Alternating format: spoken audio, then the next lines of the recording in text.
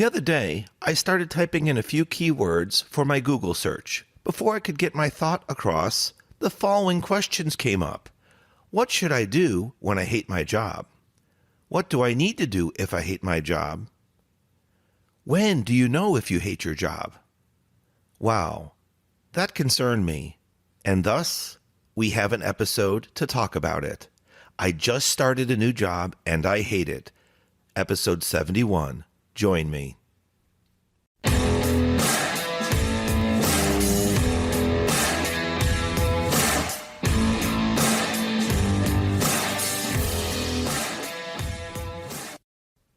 Welcome to the Career Growth Made Easy podcast.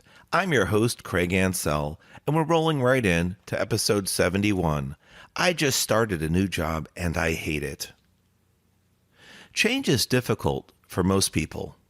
You'll need time to adjust to your new settings and to your new environment. But what if your new position isn't what you expected? Maybe you don't feel that you're a good fit. What should you do? I'd suggest evaluating what is and isn't working to find out why are you so unhappy. It's no secret that a new job can cause increased levels of stress and anxiety, and that can come from fear of or lack of the unknown. You're in a new position and with a new company. You've got to get acquainted with team members and the processes. If the role you signed up for and your new position's responsibilities differ significantly from what you expected, you could speak to your manager about that. If you choose this route, it's always great to come in humble and appreciative rather than barging in and barking out complaints. If you do the latter, you'll likely get caught up in an emotional takeover and not be able to speak logically about factual information. Also, once the emotional takeover happens, it's really hard to course correct. You might say something you regret. Besides, your new manager may offer some solutions to you, but you won't be in the proper mindset to understand them, process them, and potentially select alternatives. When you do approach your new manager, bring potential solutions with you, perhaps training, maybe different team members because you have a conflict with one of them, or explain how your position doesn't align with what you applied to and were hired for. Unless you're wealthy, you can't just pull the cord just yet. You need at least one backup plan in place. I always recommend keeping your resume up to date as well. If you're a regular listener, you know this because I have my resume masterclass.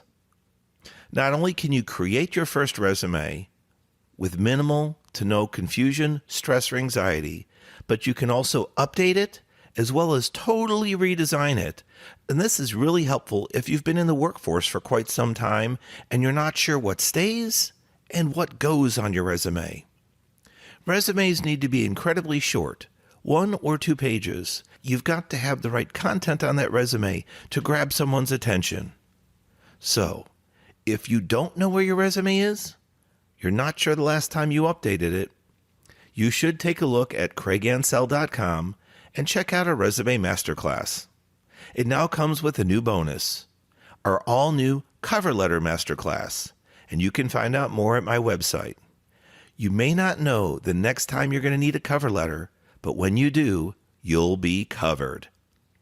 So as far as contemplating jumping ship, make sure you keep up with your network as well. Many jobs can be found through your existing network. As with any good action plan, you need to set timelines too. If you agree to stay with your current company, maybe you elected to find a mentor. For more information on mentors, go back to episode 70. Now, in this particular case, I'd recommend your mentor come from within your company. That way, you can get to know the culture better and the processes that you need to perform. If you're willing to stick out your growing pains even longer, you may need to pursue professional development. The good news, with so much access to online courses and classes, You can pick and choose from dozens of options. Also, many are low cost or even free. You'll get the education, which is your desired target, but you may not get a certificate of course completion. As a potential last step, you can approach your previous position, assuming you left on good terms, and go back to them requesting work. It's possible that your prior position has been filled, but it's also potential that you left on good terms. They may be able to circulate your resume within the company and find you an alternate position. I know of that particular case in at least one situation. The old saying, "The grass isn't always greener on the other side," may apply here. I've heard stories just like that, and just like today's title. I just started a new job and I hate it. And I've heard that more than once. When considering a change in jobs, it's really important to do your research first. If you're on the fence and contemplating a new job or a job change, even within your company, make sure to evaluate the new position and their culture thoroughly. Years ago, I suddenly found myself unemployed and didn't know where to turn. I didn't know who I could trust in the job market and what advice to follow and what advice to ignore. It seemed the more you paid for advice and support, the better your outcome was supposed to be. I overcame through diligent self-study, research, and perseverance. However, I don't want you to go through that same emotional roller coaster that I did. We have a lot of free resources as well at our site, craigansell.com. Earlier, I talked about a couple items that could cause you to hate your job, such as conflicts with peers or coworkers, and potentially being hired into something that wasn't aligned with your job role or job responsibilities. But one of the other questions I mentioned in the intro when doing my Google search that came up, when do you know you hate your job? That sounds like an odd question, but it really comes down to time frame. It can be difficult to handle and support change. That can cause us some fear, stress, and anxiety, and it's somewhat natural, depending on the situation and how abrupt and how significant your changes from your last job into your new job. But back to that time frame. When do you know you hate your job? Hopefully not on the first day. Otherwise, when you interviewed, you probably should have asked more questions or turned the job offer down. You might say, well, it's only the first 30, 60, or 90 days. I'm going to give this job some more time and give it another chance. But if you can't pinpoint exactly what's wrong, causing you to question, do I hate this job? That might be cause for concern. So sit down and document the items, or rather the areas, that cause you concern. Does it have to do with your job description, the tasks that you perform? Is it the work environment? And that environment, is it related to your coworkers, peers, cubicle mates? Or is it something different and potentially the manager that you report to? Do you two have some type of conflict or you don't see eye to eye? If it's that last case, it can be a lot more difficult to course correct because trying to explain to someone that's been in the position that even hired you in and you now report to that you have a conflict with them, that truly can be challenging. And each case has to be handled uniquely and again with humility and appreciation for being in that new role. But ultimately, if you find out that you're just not a good fit for that role, you need to come up with action plans. And as I said, those action plans have to have due dates. You want to hold yourself accountable so that if you choose to take a next step, you're ready and you have a time frame to complete it in. Talking about next steps, I want to thank a current Resume Masterclass student for allowing me to share some of the challenges he faced on his journey. Over time, he became unhappy with the current role that he was in, and he started sending out resumes to multiple positions. Unfortunately, his resume was a single, generic resume, and so was his cover letter. All that he did change in the cover letter was who he addressed it to. There was very little that was done to the body of the cover letter to personalize it. Regarding the resume, you don't want to have a generic or canned resume. It should truly be focused and targeted on each job application that you apply for. In today's day and age, with online software resume scanning systems called applicant tracking systems, or ATS, they search for keywords in your resume and they qualify you by putting you down based on the hit rate that they come up with for keywords. It's basically a way to compare you to the job posting to see how good a fit you may be. The higher probability of alignment would put you closer to the top of the pile. After that, your resume goes in front of a human. It needs to be eye-catching and not an eyesore.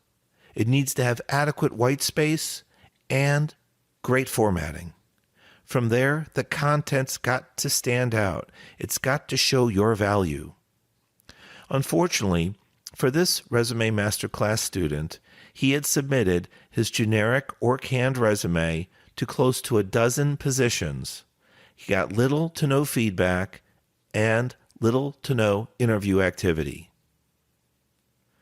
I thank him for allowing me to share, because when I talk about taking action and holding yourself accountable, that's a great thing to do. However, your actions need to have a quality mindset and a quality plan in place. Just doing something for the sake of doing it is not going to net any value. And if you truly are interested in applying for a role, trying to beat out the competition and winning that interview, you have to take the extra time to personalize your resume for that position you're applying for. In my Resume Masterclass, I call it targeting a job. And you need to do that, in my suggestion, for each and every job you apply for. You may not need to go back to square one on your resume and start with a blank sheet of paper. Depending on the roles that you're applying for, if they're similar, you can use a majority of your resume repeatedly, but it's very critical to customize various sections so that the recruiter or the hiring manager almost feels like you're talking to them, so that your resume tells a story. They can almost envision you applying for and becoming a team member. They want to put you in the yes box for the next step, the interview. So, when considering a next step, if you truly hate your job, you've talked to your manager, as we discussed earlier, and there doesn't seem to be any corrective end in sight, think about other opportunities, going back to your prior place of employment, talking to people in your network, but also keeping up with your resume and customizing it for each targeted job opportunity. I hope today's episode has given you some food for thought, and if you're truly in a position that you dislike or hate, we're here for you if you need support. I'm available through social media at Craig Ansell for LinkedIn, Facebook, and Instagram, and you could reach out to me directly through email, craig@craigansell.com. Remember, you don't have to go through your career growth journey alone. We're here to help. Peace.